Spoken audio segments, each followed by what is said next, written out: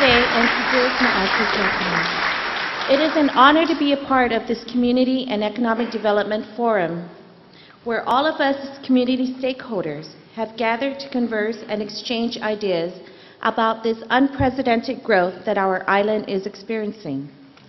Our island is at a critical juncture in our history, and it warrants a series of conversations and forums that need to take place, especially amongst all of us that call Guam home.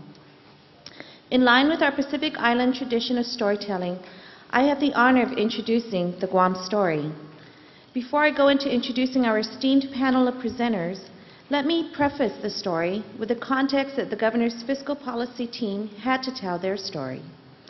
The government of Guam had continued to run a general fund deficit of the same approximate size of its total budget, providing a difficult credit story. Capital projects were under significant political and media scrutiny, given court-ordered mandates and legislative oversight. Globally, the financial market was in a spiral. With that, market conditions made it difficult to access municipal investment capital. In essence, there was no market. The solution, through a collaborative effort between the governor's fiscal policy team and financial advisors and underwriters, we knew Guam had a great story to tell. We just needed to be ready and be strategic about to whom and when we told our island's story. With that, I would like to begin by introducing the team that took the Guam story to the financial market and made a compelling impact. To provide an overview of Guam's economic snapshot, we have the administrator of Guam Economic Development Authority and my boss, former senator with years of public and community service, Mr. Anthony Tony Blas.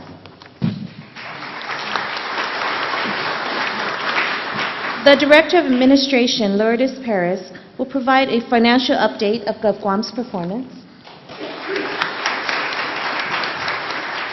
Following will be Bertha Duenas, the Director of Bureau of Budget and Management Research, who will go into the nuts and bolts of GovGuam's fiscal recovery plan. Mr. John Camacho of Revenue and Taxation, who also serves as the Banking and Insurance Commissioner, will provide an overview of Guam's debt obligations. Again, Guam made an impact in the municipal market with the successful sale of almost $500 million of Guam bonds during a very volatile period. Ms. Ali Limtiaco, President of Pacific Public Finance Group, who also serves as Guam's financial advisor, will go into the impact the Guam story made.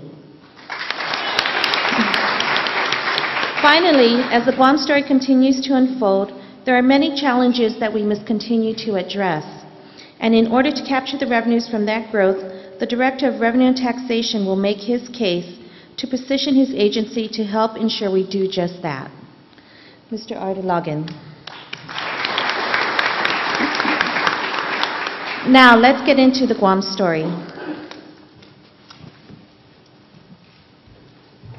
Thank you, Tina. The government of Guam has established financial stability and is poised for growth. Now, as evidenced by the upgrade in the general obligation rating last October, the government of Guam offers a stable and improving credit. GovGuam continues to demonstrate positive trends in both revenue collection and expenditure controls, as well as proactively implement its deficit reduction plan. The key strengths of this credit are a stable political environment, recent initiatives towards fiscal health and integrity, including significant expenditure and budgetary controls, as well as improved financial reporting. Of course, a surplus in fiscal years 2007 and 2008, and a commitment to balanced budgets and deficit reduction, and a projected growth in the economy bolstered by an impending military buildup. The economic update. Guam continues to perform better than the United States and the international economies overall. With that, the proof is really in the economic landscape. Our island economy continues to perform better overall. In 2008, we experienced a 2.4% growth in jobs. 2007 was at 2.3%. Private sector employment will continue to grow, especially in the construction industry, with an 18% increase in 2008, following a 26% in 2007. As of the second quarter in fiscal year 2009, building and construction permits increased by 35% in comparison to fiscal year 2008 year-to-date, to $134 million in total value, largely from commercial and GovGuam projects. Federal investments awarded in 2009 grew by 28%, totaling a record of $610 million. Guam's consumer price inflation in 2008 grew at a modest 6.2% versus 6.8% in 2007. Our real estate market has outperformed U.S. averages, with single-family homes and condominium prices up over 20% in 2007, with the median family homes up 9.2% in 2008, and the median and condominium prices were down slightly by 3.3% in 2008. And through the 2009 American Recovery and Reinvestment Act, Guam is slated to receive about $285 million in the stimulus funding. As of September 30 this year, we have received at least $63 million already. The next slide.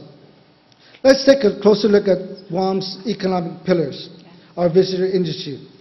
Although activity was somewhat moderate in 2008, the overall levels remained quite high. Arrivals in 2008 were just over 1 million, about 70% below 2007.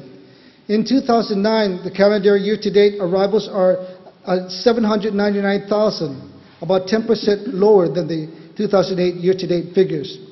Although hotel occupancy rates dropped slightly to 64% in 2008 versus 67% in 2007, the weighted average room rate increased by 4.5% to 116 versus 111 in 2007.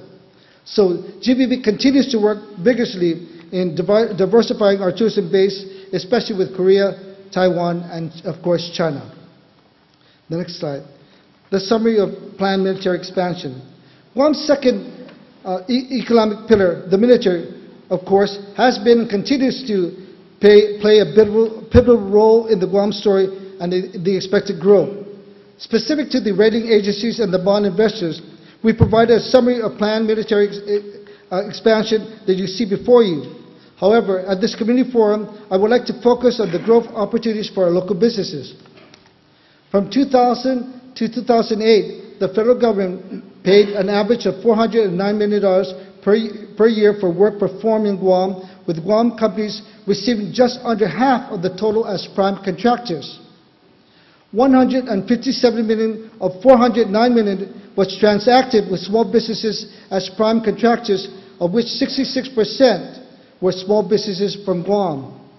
Of the approximately 3,000 licensed local businesses, there are only about 70%, that currently do business with the military. This is the reason why we wanted to push for this issue, and we did the creation of the Procurement Technical Assistance Center in conjunction with the other existing programs, including GIDI's Small Business Loan Program, the Small Business Development Center at UOG, the U.S. Small Business Administration, and the Chamber of Commerce Small Business Focus Group that offers opportunities for small businesses to overcome developmental challenges with focus on increasing local participation in federal transactions. There's $737 million already in the 2010 National Defense Authorization Act to support the relocation of other military initiatives. Locally, we have $500 million in GovGuam projects, along with $3.5 billion in highway funds. With that, in order for the benefits of the bill to be sustainable over the long term, our local businesses must benefit. And we call upon our local community, our local businesses, to engage in this major transformation of our island that will happen very soon. This growth will affect all of us who call Guam home. And in order for us to steer the growth towards building a sustainable foundation beyond the build-up, naturally, we must work together. At this time, I call upon Lou Paris, Director of Administration, to do her financial update.